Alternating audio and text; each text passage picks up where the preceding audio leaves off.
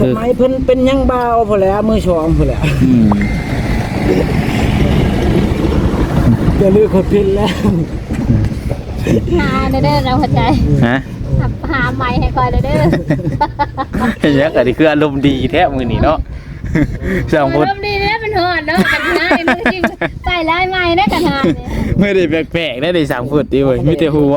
มันเด็ดมันแดดได้แล้วก็เลยอยู่ลำคอยซะก่อนนี่พยักคือว่านอนบ่รับเอ้าผู้ใหญ่เพิ่นก็มาให้คอให้แต่งค่อยเพิ่นบ่มีเงินบาทให้ได้เจ้าตั้งพุทธก็บ่มีค่ากับหาบัดนี้ค่ากับบั่นมันสิได้บ่พอแต่งพอจะได้กินดิกระดองล้านห้ากระดองล้านห้าคำชงชิลึงกระดองล้านห้าคำซองสลึงแต่ก็มียังอีกบัตรเพิ่นแต่งแล้วเพิ่นที่บ้านของเมืองเพิ่นค่ะปีนี้ละช่องล้านขึ้นแล้วแม่นก็ว่าช่องล้านได้ช่างพูดช่องล้านได้แล้วว่าเฮาเอากันเต็มกระดองล้านห้าไอ้ที่เอาช่องล้านขาดคือ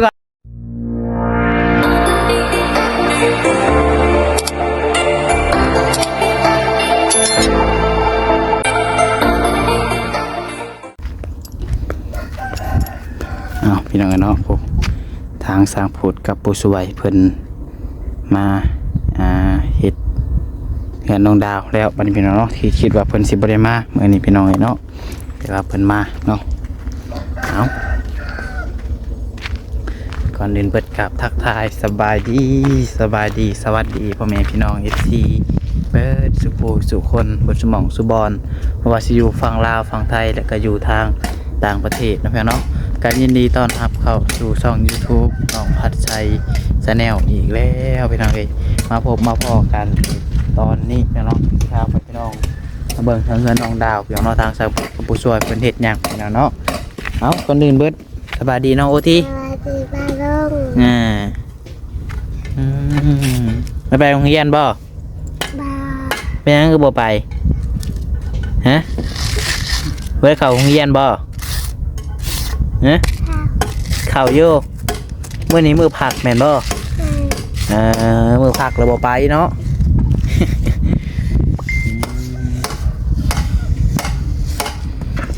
ทีเนาะโอ้เมืองทางสร้างพุทธเพิ่นสิเทตัวนี้เนาะนี่พี่น้องเนาะเทนี่สวยพี่น้องเนาะ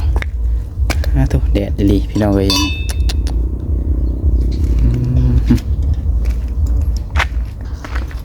เทตัวนี้เนาะเทขึ้นไปตัวนี้บ่ผู้ซอยจนชุดเลยบ่แล้วก็แล้วบ่เทขึ้นจนสุดแล้วก็แล้วบ่บัดนี้คือว่าเทตัวใดอีกวันปลูกคนเครืออีก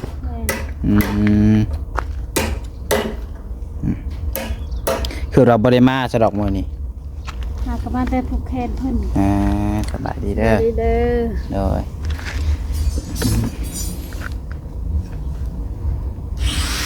อ่อนอยู่เนาะแหนก็ดอกรถอะไรได้นี่ก็จะโพงมาจ้ะนั่นนะรถเบียดล่ะปรับดินบ่ปรับอันนี้บ่แม่นปรับให้มันเพียงเนาะมัน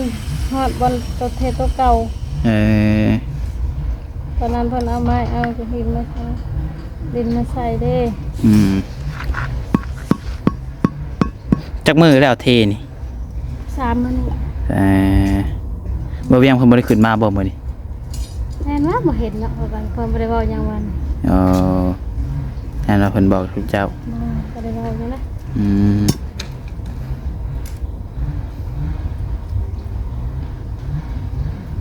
ได้ดองครับดองเนาะแม่นมันจนมาบ่งแล้วบ่มีหากจน3มื้อบ่ได้มา3มื้อนี้4มื้อนี้มันมาบ่ไปแบบอยู่ในบ้านในเมืองเนาะแม่นตั้งแต่มื้อเห็นกับทุกเจ้าอยู่เซโนพุ่นแหละทุกเจ้าไปยังก่อนมื้อน่ะไปแต่งรถแม่นก็ได้เอาไปซื้อกินเบรกกับเบรกอย่างมันเด้นะทางหน้าทางหลังทางหน้าเบรกก็เหยียบก็แตกว่าไปเปลี่ยนกับเบรกเปลี่ยน4 แสนพุ่นน่ะเข้าใจเอาอยู่บ้านอยู่ห้านแป้งรถอยู่นี่บ่มีบ่มีแต่ว่า ไปแปลงบอลเพิ่นเอา เออ เพิ่นดาว โอ้บอลนั้นดาวบ่รถจุเจ้า ดาวแหละเนาะ เออ พอ เนี่ย เดือนละล้านสาม ในล้านสาม แม่ เบิดแล้วบ่ซะ 30,000หมดแล้วรถก็เก่าแล้วนะห้าก็พอแล้วรถก็ห้างพอดีเลย ผ่อนจักปีอ่ะนะ หลายบ่เคย30,000เดือน1ล้าน3เดือนหนึ่ง2,000บาท อืม เป็นวัยรุ่น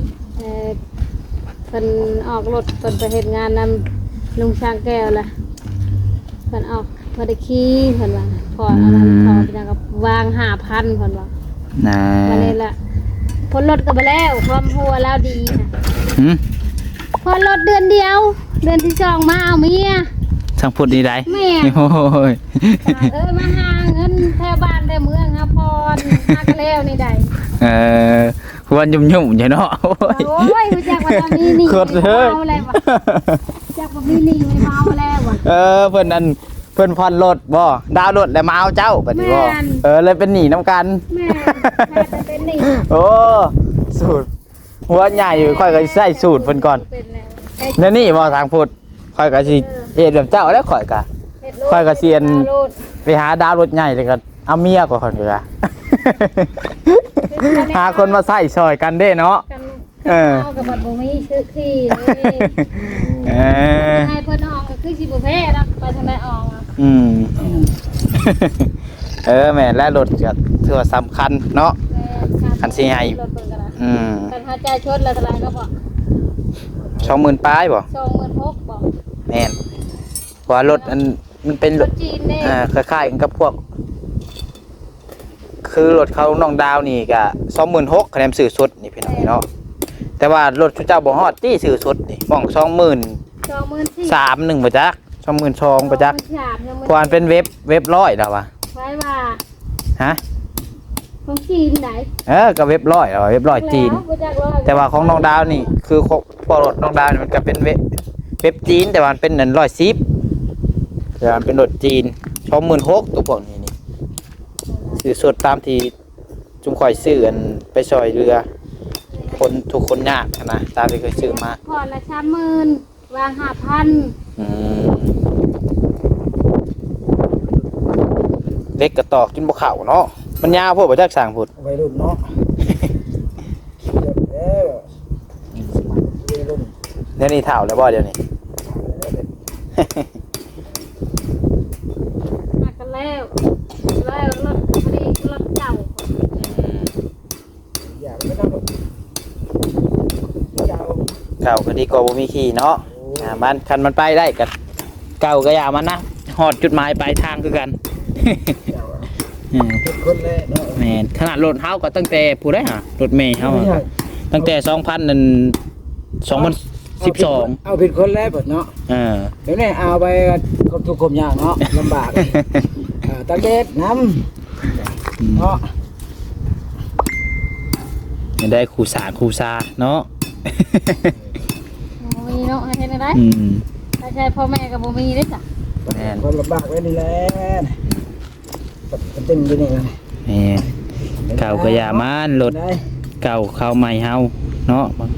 ม่ สมัยเพิ่นเป็นยังเบาพอแล้วมือชองพอแล้ว อืม จะลือคนพินแล้ว หาเด้อเราเข้าใจ ฮะ หาใหม่ให้คอยเด้อ เยอะก็นี่คืออารมณ์ดีแท้มื้อนี้เนาะสองคน เริ่มดีแล้วเป็นหอดเนาะกันหามือที่ใส่ลายใหม่ได้กันหาเนี่ย ไม่ได้แปลกๆได้3ฟุตดิเว้ยมีแต่หัว มันเด็ด อันใดได้จ้ะเราก็เลยอยู่น้ำคอยสักหน่อยนี่นะผ่านสักหน่อยก็ยังอยู่ได้เนาะ มันเด็ดเนาะ อ่า อารมณ์ชีก็บ่ได้แล้วแหละโอ้ การลมเชียร์ตอนแดดได้ปะจากไฟที่เป็นไฟแล้ว อืม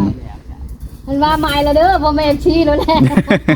เพิ่นเอามาใช้กับเพื่อสิได้คลิปตากแดดได้พี่น้องเนาะเบิ่งนี่หมวกก็บ่ได้มีพี่น้องนี่ แม่ค่ะว่าผู้เพื่อนต้องถาม ว่าบ่เป็นหยังอดเอา เฮ้ยไปอยู่กับโบทีค่ะ เนาะ นั่น มันโอทีเขาบ่ได้ยินเสียง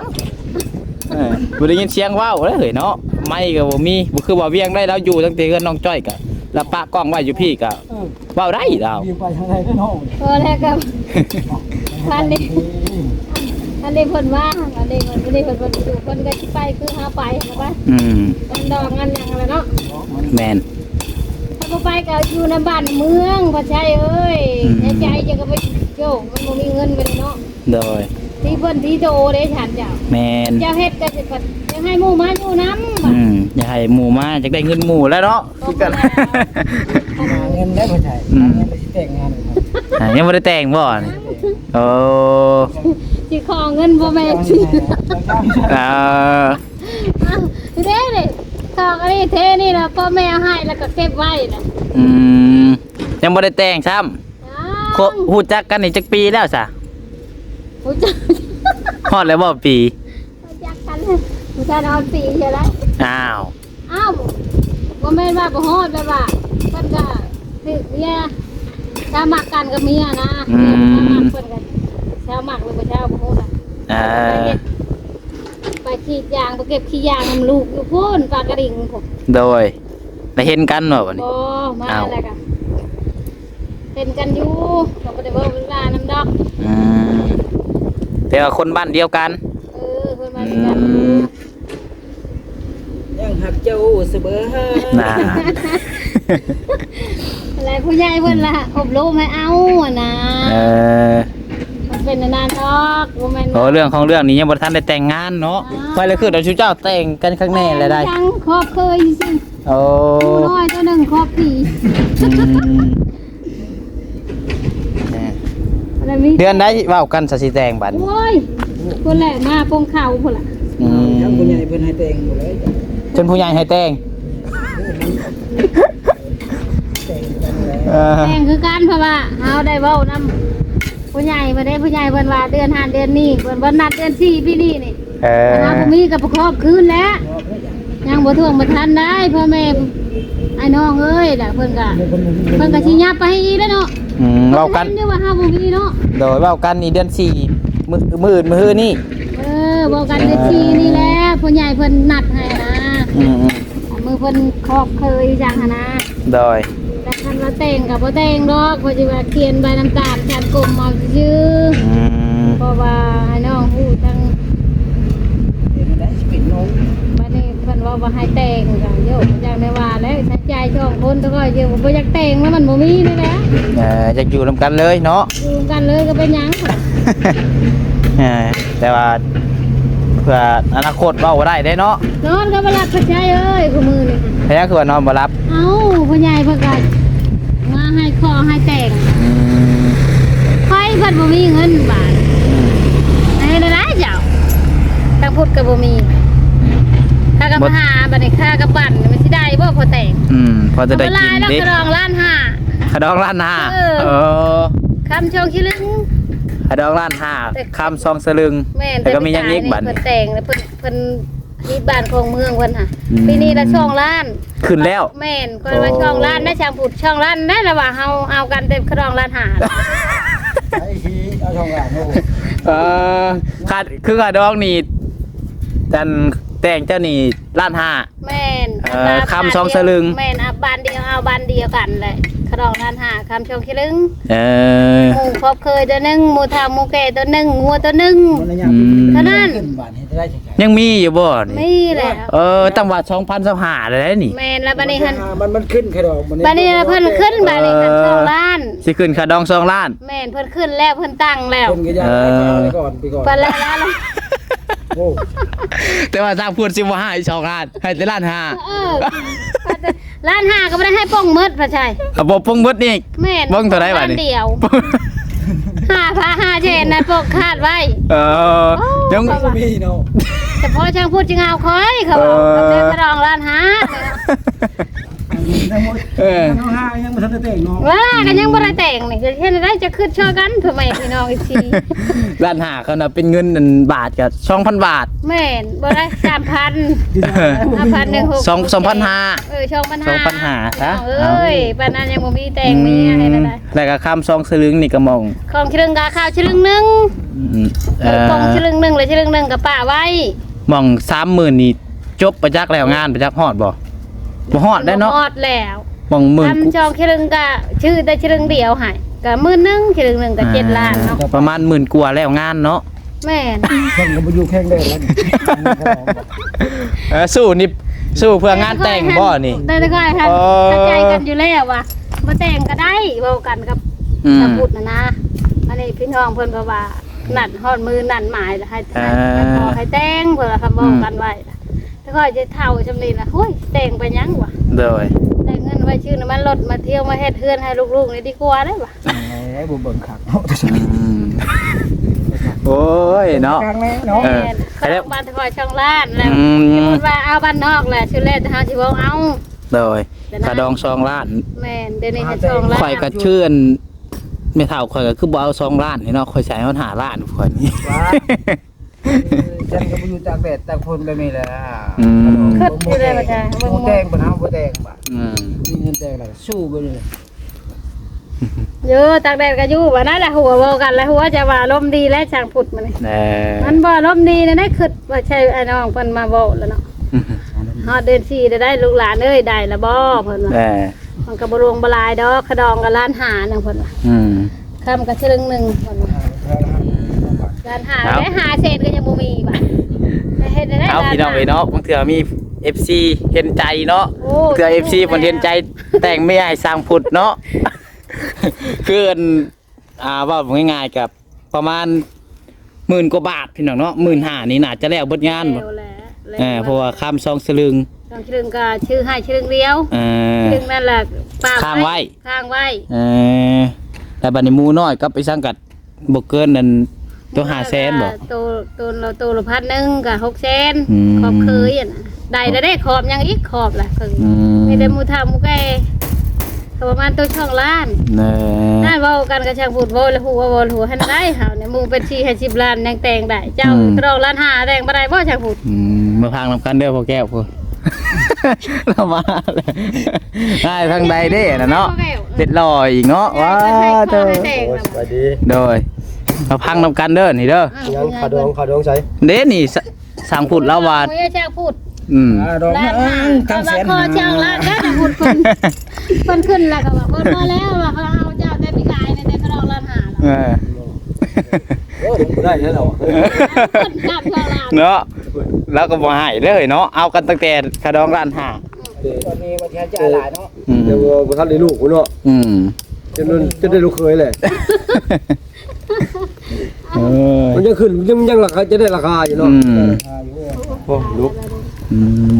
ค่อยละขึ้นดอกบ่มีได้จน2025เลยเนาะ 60ล้านนี่ชาวพูดล้านห้าก็จะแต่งโอ้ตายแล้ว แต่งแล้ว คือน้องถวยทองค่ะค่าดองเท่าไหร่หาน้องถวยทองค่ะ 30 ล้าน 30 ล้านโธ่พี่น้องเนาะ กระดองล้านห้ากระป๋องล้านเดียวมันจะชื่อขบุญให้ผู้กินได้บ่แต่ชิบได้กินหัวขบุญมาแล้ว มือจักร้อยเจ้ามือได้ขึ้นขนมหมายมาเด้อ โดย คอยจะหาแทนนะ ฮู้แล้ว เอาน้ำหวานมา10แพ็ค น้ำหวาน10 แพ็คโอ้ยเสร็จโลดบาทนี้ 10 ตัว อันนี้ สิบ่ได้มาใกล้แค่นี้แล้วเนาะมีเงินติดตัวอยู่100,000ตอนนี้นี่ โอ้โอเคแล้วแสนนึงก็63 ล้าน 63 ล้านแสนกีบนี่ได้แสนกีบนี่ได้โอ้แสนบาทค่อยบ่ขี่ได้รถคันเก่านี่ ด้วย ไปเซ็นจะฮัดแล้วอย่าง บ่มียังกะยามา มาเนาะ มาร่วมงานเนาะ ร่วมงาน โดย บ่ยกลิ้นสิเด้อ มาเฮ็ดมาถ่ายมายางน้ำกันเนาะ แม่นมาอยู่ดอกพี่น้องเนาะมื้อนี้เพิ่นเฮ็ดหยังได้สกินนี่พ่อแก้วเพิ่น มีแต่พันปลานิน เฮ็ดแต่ผ่านปลากับอันแขกคนนี่บ่ได้หาลายบ่ซะ ประมาณ100เต็ม มาลายเติบ ได้รับชิปเป็นเมื่อหมดแล้ว โอ้ยแต่คนกันเองยังกลัวแล้ว10นี่เนาะ แล้วก็ว่าชิปเป็นเมื่อ แต่นี่2-3ลังนี่ก็ยังกลัวแล้ว10คนแต่ว่าครอบครัวเจ้าครอบครัวเดียวก็ยังกลัวแล้ว10อ่าน12เลย แล้วเวลาหลายประมาณ10ขึ้นเมื่อ เจ้าแล้วก็13พระเจ้าพูด14ผู้ช่วย15น้องอุทิ 16น้องดาว น้องดาว17น้องจ้อย ปอกเอาไว้จังหน่อย กลัว เวียง23ตุชิด ไล่โซ่ สาวตุไซ21เป่าจิตเนาะ ไล่สองคนโตๆเนาะ 2คนโต สองคนโต ปันนี้ ประหยัดกินได้ ประหยัดเนาะงบงานนี่งบประหยัด โอ้ยว่าสิอันคอห่อเมื่อบ้านนำ เห็นบอกว่าคนมาไล่กะ3 คน 3 คนโต 3 คนโต ๆให้กระเต็กบ้านนี่เนาะ สองคนโตๆสองคนโต ไปงานแต่งขี้ง้อโลด จะมาหากันมาแต่นานดองบ่นี่ ๆ อ๋อ ว่าไปงานแต่งขี้ง้อ ดองเลยเด้บ้าน ขี้ง้ออะไรที่ก็ยังบ่ทันแต่ง อืม เงินล้านห้าก็ยังบ่มี น้องหลาก็เป็นเจ้าบ่าวสำพอง